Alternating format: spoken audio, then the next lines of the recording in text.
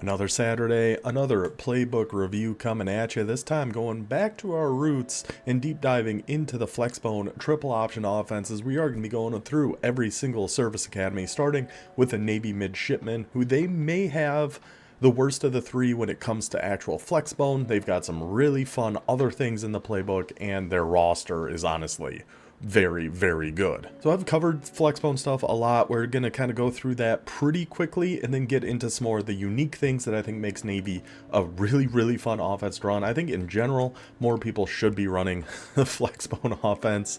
I know it can be intimidating. It's not the easiest thing in the world to run. It's a bit of a learning curve, but my goodness, is it a good time. And with the updates they've been doing to these playbooks, there's a lot better pass options than they were last year. So if you do fall behind the sticks, you are still going to have a few things we're going to go over to potentially keep moving that ball down the field.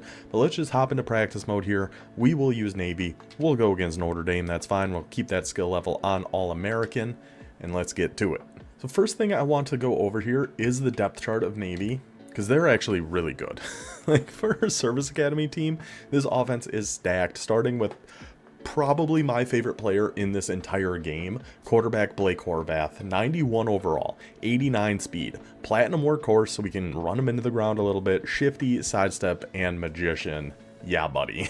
I love what we're seeing here out of this guy. In Navy, just by the way, as a whole, in real life, this offense has been just a rolling ball of butcher knives, just going through everybody. Last I saw, actually, I am going to check right now. As last I saw, they were averaging 375 rush yards a game. I know last week they just played Air Force. Horvath threw for 330 yards, which was his career high by like 100, and ran for 140. As it stands right now, Navy's offense runs the ball 49 and a half times a game, 317 yards per game. Per game. This team, it's just so much fun. They're 23rd in the nation in points per game at 37.5. If you're not watching Navy football, I don't know what you're doing with your Saturdays. Watch Navy. They're a super fun team. But yeah, quarterback Horvath, halfbacks, and what makes this team so good is all these guys are back from last year and better than they were. This was a good, fun team in College Football 25. Now we're bringing them almost the entire offense, skill position-wise, is back. And my goodness. Heidenreich had 200 receiving yards against Air Force in real life last year. Once we actually ever get a roster update, I think Navy's going to get even better, so keep your eyes on that. But Heidenreich will stay our halfback 1, 88 overall, 88 speed. Our halfback 2 is Brandon Chapman. With these offenses, it is very important to have at least 2 very good halfbacks, and you need a really good fullback or like an elusive bruiser type halfback. You can start at fullback. You need a mobile quarterback. A good offensive line helps, and some good blocking wide receivers will put you in the best position to succeed. Tight ends really don't matter a ton. I think there's 1 or 2 Flexbone formations that use tight ends, but we're really not going to be focused on those too much. But we got our fast, really good quarterback. We got 2 good halfbacks. We got Teska, the tank, holding down the middle, our fullback, 88 overall, 86 speed at your fullback. And what Navy also has, which makes them really, really good in this game, is at wide receiver, we do have a burner. We have a 92 speed Nathan Kent. So if they do start coming out in some man blitzes, some press man coverage, we got somebody that can torch them over the top. He was a little more fun last year when he was, I think, 96 speed, but you know what? We will make do. So first, let's just go over some of the basic Flexbone stuff for anybody who hasn't seen any of our other things on it. We'll keep this really simple and kind of just go over the differences and kind of what you want to do. So in Flexbone, I like to base this out of Flexbone normal more than anything else. I think we have the best pass plays in here, and it's a symmetrical formation, which just means we can come to the line and like flip our play and nobody's going to move around. It's not really giving away too much of what we're going to do. So of course, in this offense, there's going to be a lot of triple options. So we will just start with that, and then we'll go over some of the pass options we have out here. I'm going to call inside veer triple option, mainly just so we can go over the differences between the triple options. I should have our audibles all set. We certainly do. So we're going to call inside veer. We're going to put them in a 4-down lineman set, something like nickel over, because this will show what the difference is. So in inside veer, we are going to be reading to our right, that defensive end there. He's got the read key, we got the pitch key, we got all of that. And in this one, Chapman is going to come in motion going to the right. We're going to read that defensive end, decide if we're going to keep it or do nothing and give it to Teska. If you hold A, you keep it with Horvath, LB or L1 if you're on PlayStation. is your pitch button. So we'll try this. It's been a while since I've run it, so I'm not going to guarantee I'm going to make the correct read every single time. But that right end, if he's coming inside, you hold A to keep it with your quarterback. If he kind of stays put there and is watching Horvath, you do nothing. You keep it with Teska. So let's see if we can actually make a read here. So he kept it, and then we see that pitchman. The pitchman on the defense there was actually guarding the pitch. So that we didn't even pitch it. We just keep it with Horvath and kept it inside. But we'll go to replay here so we can see. So our first read is this defensive end right up here. We see he's crashing inside. So we give this to Teska. He's running straight into that defensive lineman. He even still tries to tackle him there. Kind of rude. Then we just start running with Horvath, and our read becomes this gentleman right here. This was our pitchman we saw before the play. We see he's staying outside. He's waiting for that pitch to go to Chapman. So what does that open up? The gap right in the middle here. So we just keep it with Horvath, split the two, and take our yards. Easy enough, right? Of course, all this does take practice. Like, I'm not an expert at it at all. I just think it's super fun, and I've run it quite a bit, so I do understand some of it, but like I said, certainly not an expert on it. I just want more people to run it. I want you to see how fun this offense is. So now what's the difference between inside veer and midline triple option? If we audible over to midline, number one, Chapman is not coming in motion on this play anymore. And number two, our read key is going to change. Now our read key is that defensive tackle instead of the defensive end. And the motion on this play is slightly different. Heidenreich's going to come into motion and then block outside. Honestly, I'm not the biggest midline fan. Just for me, the read is easier on inside veer, so that's why I will typically call that. But again, and we see they played almost the exact same defense. Oh, get all the way, Horvath. They played almost the exact same defense there, where that tackle that we were reading was closing in on Teska. Right, he was right there, makes that tackle. Obviously, would have been a bad idea to give it to our guy, Teska the Tank. We keep it with Horvath, we go outside, we're looking at the pitch guy again, and again, he is playing down to Chapman, so we just kind of split that gap right in the middle there, try to stay behind our blocker.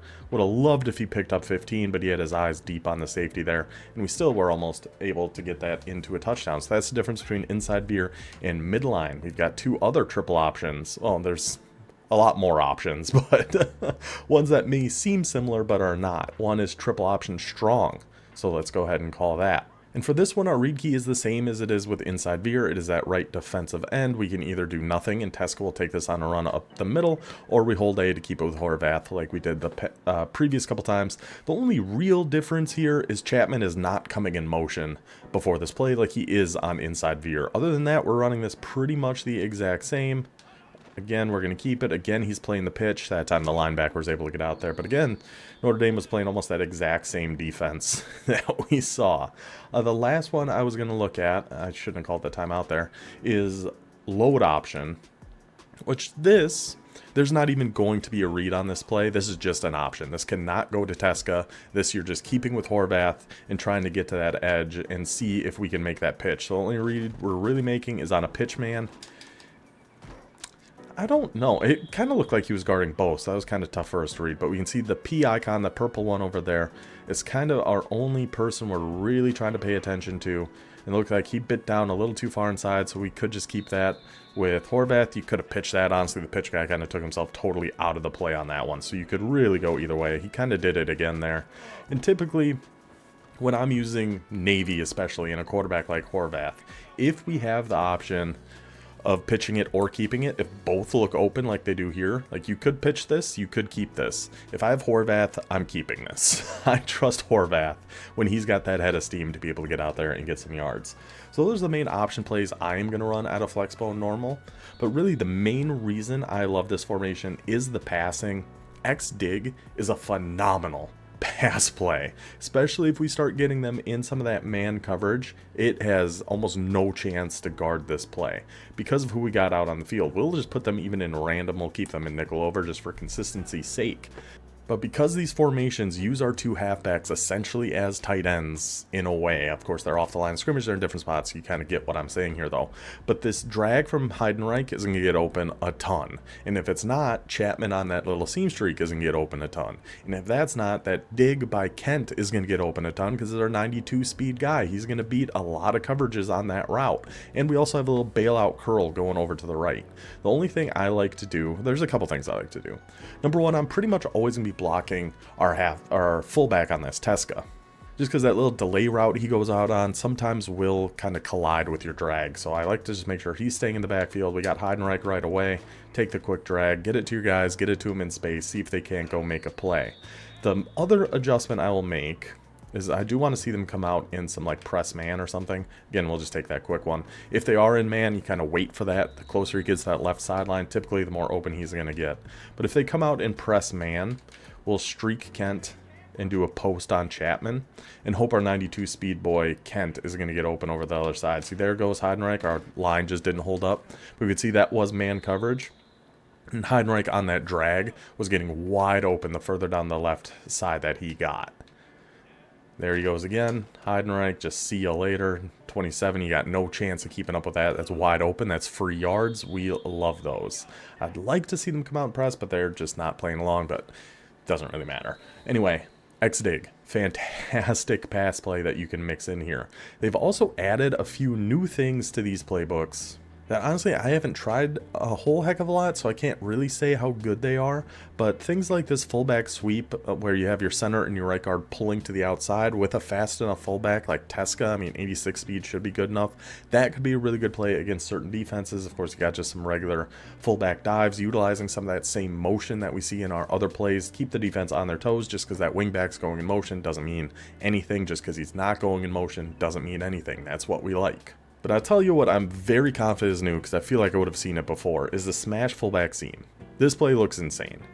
We have kind of those, I don't know what you call those, kind of corner routes Y and A are on. The seam streak Teska is on, and a couple whip routes on your outside wide receivers. That looks like a fantastic pass play between that, X-Dig, and there is one more, flood. This is always a good one too. You can roll out to the right, and you're making a flood concept on the right that beats pretty much any type of zone.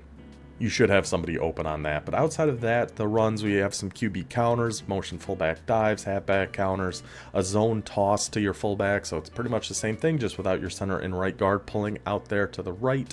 Midline QB ISO, midline read ISO, excuse me. That's essentially like the midline triple option, except you're not having the triple part of the option. You can either do nothing and give it to Teska up the middle, or hold A and it's just a run with your quarterback. And rocket toss is probably the best play out of Flexbone. The only thing why I think Navy has the worst of the three Flexbones is we don't have U off. Flexbone U off, which the rocket toss in that is almost always the best one. I'm not entirely sure why, but it is.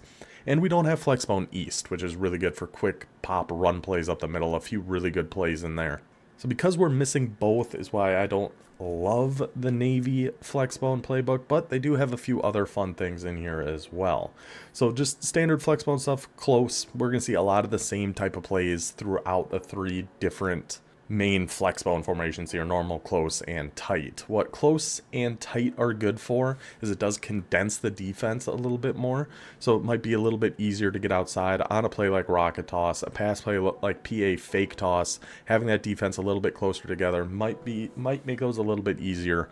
The only difference really between close and tight is your personnel on the field. Close uses 2 wide receivers, tight uses 2 tight ends, one of the few formations that actually will do that. But we're going to see a lot of the same type of stuff here. As long as you can get comfortable making those reads, you'll be fine in any one of these playbooks or any one of these formations. Like I said, these I will mainly use to condense the defense and then try to get outside with something like a triple option or a rocket toss. Then elsewhere in their Flexbone, we'll go over really quickly because I don't really use these a ton, is the over heavy, over doubles, and I never use over stack. But over heavy can be good for plays like this inside veer triple option where you have all your extra blockers going to the right, same way your run is going. Can be good, but it's also kind of can overload the defense a little bit, which is why something like if we had a run going to the left, I think I would like it a little bit more, because this motion QB sweep, that is just a quarterback run. That's not an actual option that you can pop out to the left. But if we had something like a rocket toss, something going back to the left, I would like that a little. I think I'd really like that in this formation, honestly, because the way it is right now, all your runs are going to the right. It's just are they going inside to the right or outside to the right. So that I don't really love, and the pass plays out of here I think are pretty mediocre. This triple center pass maybe could be okay, but just not a big fan of the over heavy. And really kind of the same with the over doubles. Again, we're overloading that right side, But at least with this one, we do have options to run to the weak side, to the left. We have a load option going out to the left, and inside veer going out to the left, both using that wing back on the right to come in motion around to the weak side. Other than that, we just got our typical, all the runs going to the right. Wide receiver corners could be a pretty good pass play. You'd probably want to roll out on that to make something happen. I don't know what happened there. But let's go back to over doubles. And it does look like RB is not an eligible receiver on this either, so you are kind of down a receiving threat out of this formation. So again, not the biggest fan of it, but at least we have these options of runs going to the left and to the right, so that's why I like over doubles a little bit more than over heavy personally. Overstack, I think, does not look good at all. We've only got the 6 plays in here. Runs to the right, runs to the right, runs to the right, run up the middle. The pass plays don't look very good. I just don't think there's a ton in overstack. But then we get to trio right. Now we've got some good passing formations, or good passing formations, some good pass plays, and some pretty solid runs. We got our rocket toss going to the weak side and inside veer going to the weak side. We got a toss going to the right. We got more options going to the left, a QB run up the middle. And as you're probably noticing as we're going through this as well, a lot of passing options in here. All go, FL dig, double post is a really, really good one. Anytime we're getting drags from a wingback, those are almost always going to be open. Almost always. Those are so hard to defend just from where they're starting the play, and just a really shallow drag. Very, very difficult for defenses to defend.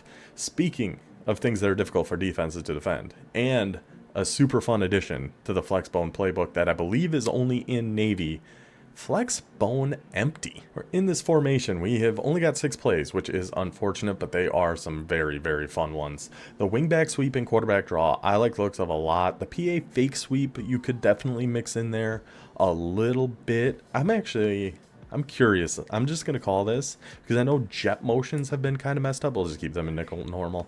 I wonder if this is messed up too. Oh no, he is going. Well, let's see if we... Okay, the double fake seems unnecessary because there's nobody else back there. But now if we flip it, I want to see if he actually goes. I don't know if they fixed this or not. Oh yeah, there you go. So you can see he kind of stutters a little bit. Yeah, the double fake I don't know about. It's actually not a bad little play. I didn't love the looks of it. I'm glad we decided to try it out. That ain't bad at all. But yeah, between the wingback sweep and quarterback draw, we got a couple good runs in here, and some really, really good passes between smash, 4 verticals, and Z switch. The main fun thing to do in here is call quarterback draw. Keep them in nickel normal. The main thing I want to do here with Horvath is get outside, especially with how bad the Navy offensive line is. I'm not really trusting them to hold blocks, so I'm really looking to see if they have contains on the field, and if not, we're going to try to snap and just roll to the left immediately, and Horvath gets so many speed boosts. He gets out of the pocket so dang fast. They do have contains, but it doesn't even matter. See that speed boost on Horvath? as soon as we changed field, change direction there, he just took off like a bat out of hell. Then we just immediately go out to the right, and there we go, another chunk gain of 5. I mean, this play is just so fun. I don't know if it's really all that good. Well, hold on now, maybe it's great. But it is super fun. I do want to try to get one over to the left. Yeah, see, their linebackers are a little too fast for that. But a lot of times when we take this and roll out to the left immediately, we can get some really good speed boosts. Same with going to the right. You can see he gets a good burst of speed there. But I will say, blitzes are not good for this. Blitzes are really, really bad. We are going to have a very difficult time if they have spies or QB blitz or big blitzes or anything like that. Is going to make this play really, really difficult. So it's going to be one we're going to have to sprinkle in from time to time, find a gap in there, Horvath.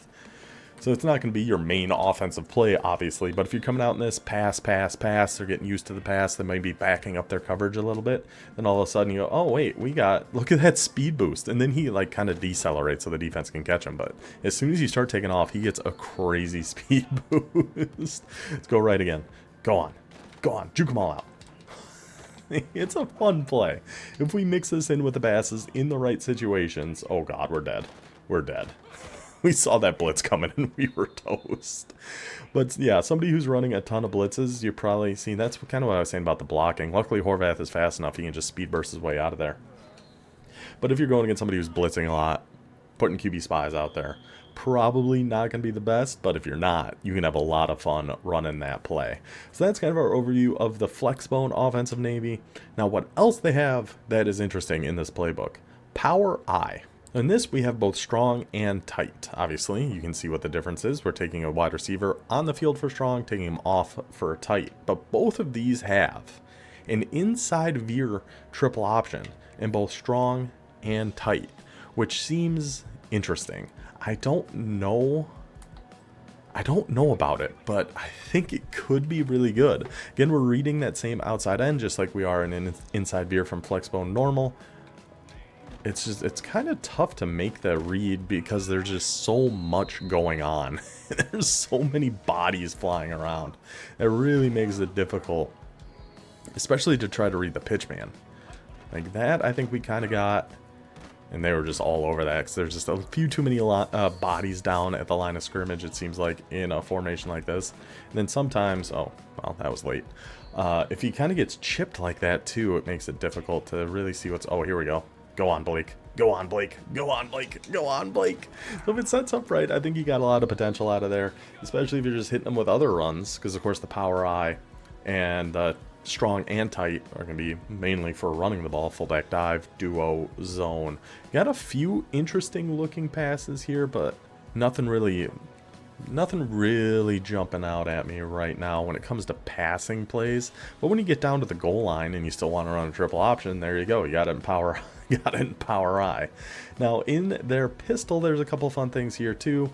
The main thing that's interesting to me about these, the plays themselves are fine. You still got triple options, read options, kind of all of what you're coming to expect from Navy.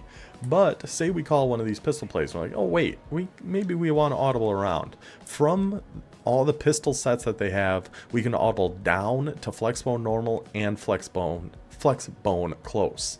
So, oh, you know what? Actually, against this defense, maybe let's go to close and run a rocket toss. We can do that, which is kind of just a fun thing to have in your back pocket. Sure, we'll run this. Oh, another thing I didn't mention before about rocket toss specifically. If you have a right-handed quarterback, you need to run it to the left. Have to. We'll go do this because I should have mentioned this earlier. I forgot. I talked about it a lot, but not in this one.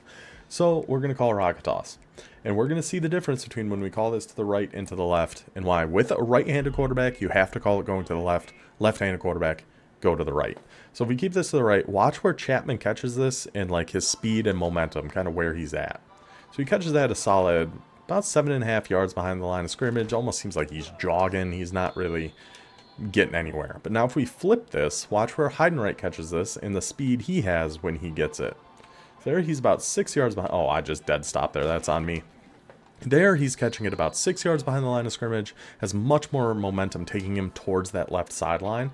Makes it a lot easier to get outside and actually make a play happen.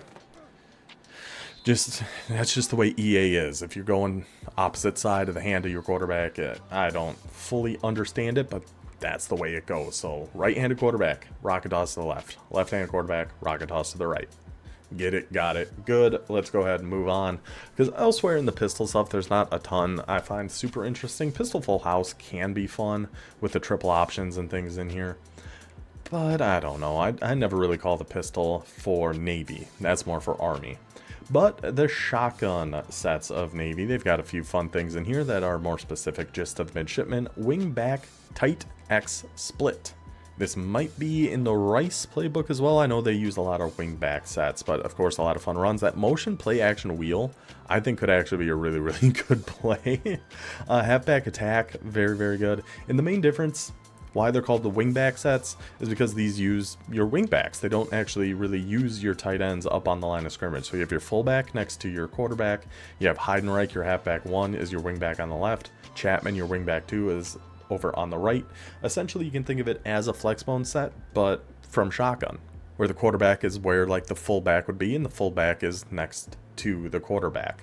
Other than that, we got some fun split sets in here too. Quite a few, actually. Split slot's always really good. Shovel option, I can never figure out shovel option and how it's actually supposed to work, but I feel like if you could have a lot of fun with it. Shakes, of course, a very good split slot play. Shout out Boater in our online dynasty. He certainly loves that play.